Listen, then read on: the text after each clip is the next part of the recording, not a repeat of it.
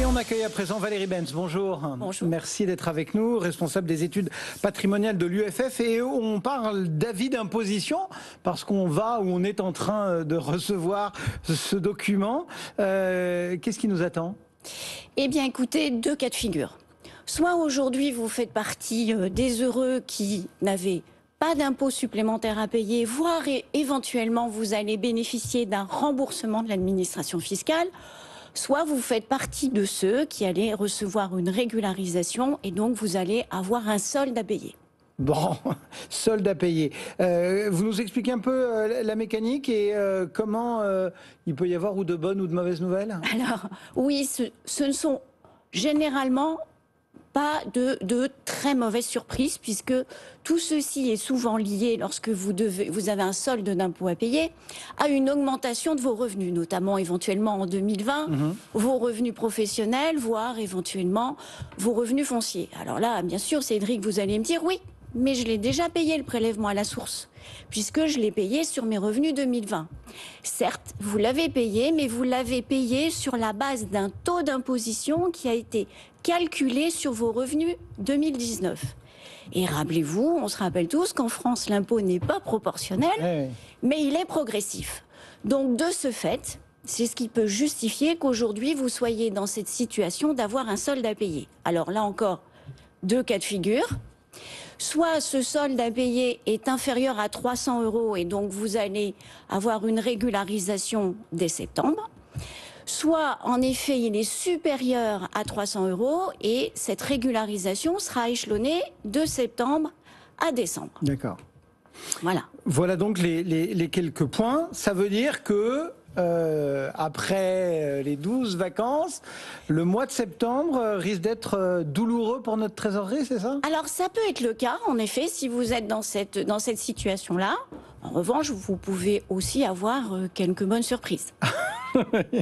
C'est-à-dire, quelles sont les solutions qui peuvent favoriser les bonnes surprises? Alors, il y en a déjà des solutions? Oui, bien sûr qu'on a des solutions à mettre en œuvre. Et d'ailleurs, dans les bonnes surprises, c'est justement d'avoir un solde d'impôt non pas à payer, mais que l'administration fiscale vous rembourse. Et pour ça, vous pouvez jouer sur des réductions, voire des crédits d'impôt, d'ici la fin de l'année. Alors pour ça, deux types de solutions, soit des placements dits réductifs, donc qui vont vous donner droit à réduction d'impôt et qui vont venir s'imputer sur l'impôt dû, soit des placements déductifs qui, eux, vont venir se déduire de vos revenus imposables et qui vont avoir un double effet.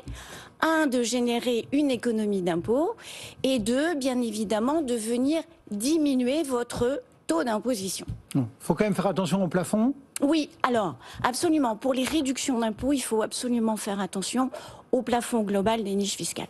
Et puis l'autre point à avoir en tête aussi quand on utilise ces produits-là, c'est la cerise fiscale. Oui. Comprend parfois quelques... Enfin, je veux dire, ce sont des produits qui parfois ne sont pas très rentables en dehors de l'aspect fiscal. Par exemple, les Sofica, c'est pas très rentable en dehors de l'avantage fiscal, on est d'accord? Oui, tout à fait. Et à la fois, ça fait aussi parfois partie d'une diversification de son patrimoine, mais l'avantage fiscal est bien évidemment un atout important. Vous ne nous avez pas parlé des produits retraite, pourtant c'est... Alors oui, ça c'est la partie déductible, c'est-à-dire qu'en effet, les produits retraite sont des produits avec lesquels les versements que vous allez effectuer vont venir en déduction de vos revenus imposables. Et eux, en effet, vont donc de fait provoquer une économie d'impôt et à la fois avoir un impact sur votre taux d'imposition. Bon, malgré tout, on a commencé notre discussion, Valérie, en disant on est là en train de recevoir dans nos boîtes mail notre avis d'imposition. Oui. C'est pas aujourd'hui qu'il faut que je souscrive mes produits, là, c'est trop tard. Alors...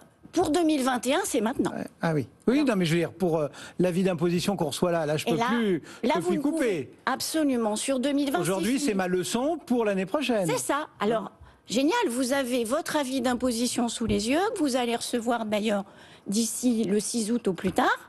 Vous allez donc pouvoir regarder ce qui justifie ou pas, ou là où vous pouvez travailler votre niveau d'imposition, et donc vous allez pouvoir prendre des vraies décisions pour agir sur 2021. Avec bien sûr un professionnel averti qui va pouvoir vous guider en fonction de vos objectifs patrimoniaux à optimiser votre fiscalité. Eh bien voilà quelques idées à avoir en tête. Bon, on redit quand même aussi que ces produits fiscaux, c'est la cerise sur le gâteau. Absolument. Hein. On ne fait pas une opération parce qu'elle est fiscale. Non, hein. Absolument, vous avez entièrement raison. On fait une opération parce que elle a un objectif patrimonial et en plus, si on peut optimiser sa fiscalité, voilà, eh bien c'est parfait.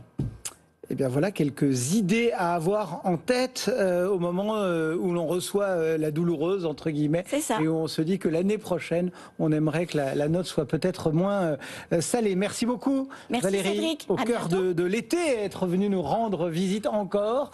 Vous êtes parmi les courageux responsables des études patrimoniales de l'UFF. Merci beaucoup. À bientôt. À très bientôt. Un petit coup d'œil sur l'indice CAC avant de continuer à vous donner un maximum de conseils.